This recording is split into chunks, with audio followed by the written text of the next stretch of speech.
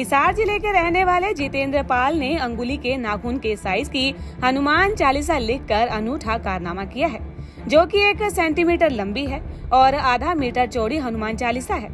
ये पुस्तक 15 पन्नों की है, जिसे लैमिनेशन किया गया है। हरियाणा के हिसार जिले के जितेंद्र पाल ने सूक्ष्म कलाकृति बनाने में काफी महारत हासिल की है।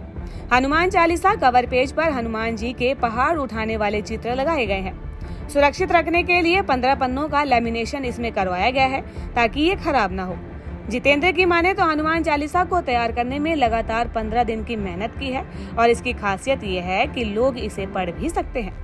ऐसे शख्स से मिलवाने वाले हैं जिन्होंने पूरे देश भर में अपना नाम रोशन किया है। सूक्ष्म चीज़ों से कई तरह की इन्होंने चीज़ें बनाई हैं। तो ऐसे में जैसे हनुमान चालीसा लिखी है इन्होंने, साथ के साथ गिटार, लूडो, बहुत सी सारी चीज़ें, चावल के दानों पे, चने के दानों पे, सुई में काफ़ी हज़ारों धागे डाले हैं कि इन्होंने लगभग 35 रिकॉर्ड बनाए हैं। एशिया बुक के लिए, इंडिया बुक के लिए, लिम्का बुक के लिए, सभी मिलाकर 35 रिकॉर्ड इनके नाम है।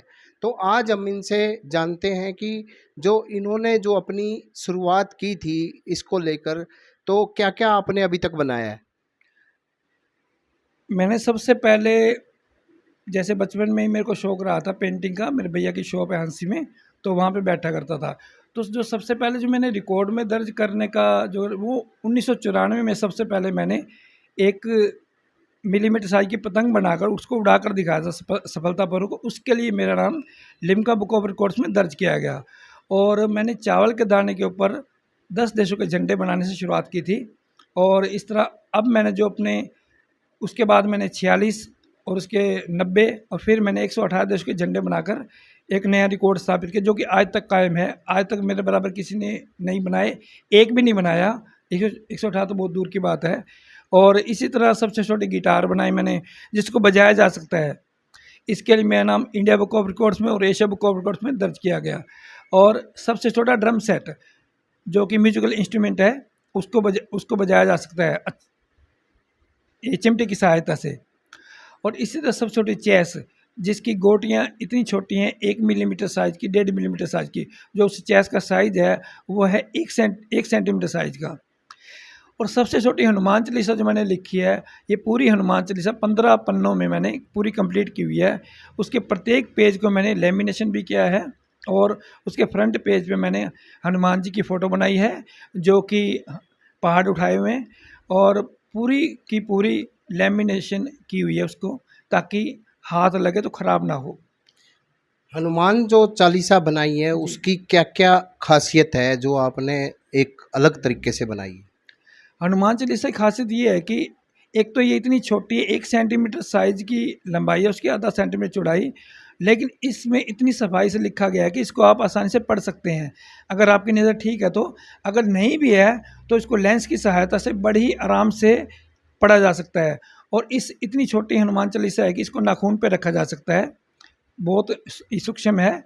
लेकिन इसके अंदर जो पूरा लेमिनेशन बाइंडिंग का काम खुद किया गया है, और इसको आसानी से सालों साल तक पढ़ा जा सकता है और आसानी से पढ़ा जा सकता है। इसी तरह मैंने सब छोटी चौपाई से भी लिखी हुई है। उसके फ्रंट पेज पे गुरु गोबिंद सिंह जी की फ़ोटो, और पूरी की पूरी 20 पन्नों में मैंने उसको ये कंप्लीट किया है। और उसमें भी पूरे प्रत्येक पेज को मैंने लेमिनेशन किया है, और उसको भी आसानी से पढ़ा जा सकता है, जो कि हिंदी में लिखी गई है, पूरी आसानी से पढ़ा जा सकता है। अच्छा, अभी तक आपने 35 रिकॉर्ड बनाए हैं। जी। तो जैसे खिलाड़ियों को सरकार सम्मानित करती है, पर्वतारोही को भी सम्मानित करती है आर्थिक रूप से नगद पुरस्कार, तो आप क्या कहना चाहेंगे सरकार से? आपको किस तरह की मदद मिली है या नहीं, और क्या मांग करते हैं आप? मेरे नाम 35 रिकॉर्ड हैं, लेकिन सरकार की तरफ से मिला है तो सिर्फ मुझे प्रशस्ति पत्र और शॉल मिली, शील्ड मिल जाती है। लेकिन यूँ कहने को तो मेरे को मुख्यमंत्री ने सम्मानित किया हुआ है, पूर्व मुख्यमंत्री हुड्डा साहब ने, और गवर्नर द्वारा धनीकलाल मंडल जी थे 93 में, तो हिसार में सम्मानित किया था। और 96 में महावीर प्रसाद जी, गवर्नर, जो तत्कालीन गवर्नर हरियाणा के। लेकिन मिला तो सिर्फ मुझे प्रशस्ति पत्र और ये, लेकिन प्रोत्साहन राशि आज तक 1 रुपया भी नहीं मिला, जो कि मुझे, मेरा मानना है, मिलना चाहिए था। क्योंकि जैसे खिलाड़ी को दिया जाता है तो कला के क्षेत्र में भी होना चाहिए था। तो लेकिन शायद मेरी पहुंच नहीं है, इस वजह से मुझे नहीं मिल पाया, या मेरी किस्मत ही ऐसी है। तो दे दे तो अच्छा था, नहीं दे तो चलो कोई नहीं, मैं तो अपना काम कर ही रहा हूँ। लेकिन अफ़सोस तो होता है कि जैसे कि सब खिलाड़ियों को मिलता है तो कला के क्षेत्र वालों को भी मिलना चाहिए, नौकरी मिलती, सरकारी नौकरी में उनके लिए अगर प्रावधान रखा गया है तो खिलाड़ियों के लिए है, जैसे ऐसे ही कला के क्षेत्र में भी होना चाहिए था। अच्छा, एक आपने बताई कि जो सुई के धागों में कई सुई में बारीक सुई में काफ़ी धागे डाले हैं, 2-3 रिकॉर्ड अलग-अलग बनाए हैं, वो क्या है? सुई में सबसे पहले मैंने देखा कि किसी व्यक्ति ने 380 धागे डाले हुए थे, तो मैंने सबसे पहले 780 धागे डाल कर उसके रिकॉर्ड को तोड़ा। उसके बाद अपना ही रिकॉर्ड सुधारते हुए मैंने 7 नंबर सुई में 2035 धागे डाल कर एक नया रिकॉर्ड स्थापित किया, जो कि इंडिया बुक ऑफ रिकॉर्ड्स में, एशिया बुक में और लिम्का बुक में दर्ज है। और कुछ टाइम बाद फिर मैं अपना ही रिकॉर्ड सुधारते हुए 11 नंबर सुई में 26,700 धागे डालकर एक नया विश्व कीर्तिमान स्थापित किया, जो कि आज तक कायम है। उसमें उसके उस रिकॉर्ड को आज तक कोई आस-पास छू भी नहीं पाया। और इसके अलावा मैंने सबसे छोटी, जैसे कि चावल के दाने के ऊपर 118 देशों के झंडे बनाए हुए हैं। 118 देशों के झंडे जो आज तक का रिकॉर्ड है, उसको बनाने मुझे 2 से 3 महीने का समय लगा। उसकी खासियत यही है कि अलग-अलग कंट्री के मैंने वो फ्लैग बनाए गए हैं, जो कि तब से लेके आज तक उसके आस-पास भी कोई नहीं है। लेकिन सरकार की तरफ से अगर कुछ मिल जाता तो थोड़ा प्रोत्साहन ये होता है कि चलो कम से कम कोई इस कला की तरफ आकर्षित होता, कोई आगे और बढ़ना चाहता। जैसे खिलाड़ियों को मिल जाता है तो इनको हमारे को मिलता, तो आर्ट में भी कुछ लोग काफ़ी आगे जा सकते थे, लेकिन ऐसा हो नहीं पा रहा। तो अगर बात की जाए, जैसे अभी तक के आपने 35 रिकॉर्ड बनाए हैं पूरे देश भर में, तो क्या लगता है आपके अलावा कोई ऐसा शख्स है जो सूक्ष्म चीज़ों में किसी ने अभी तक और रिकॉर्ड बनाए हो? मेरे नॉलेज में तो बिल्कुल भी नहीं है, क्योंकि आजकल नेट का जो इसका ज़माना है, मोबाइल का, और इसमें तुरंत सब कुछ क्लियर हो जाता है, आ जाता है।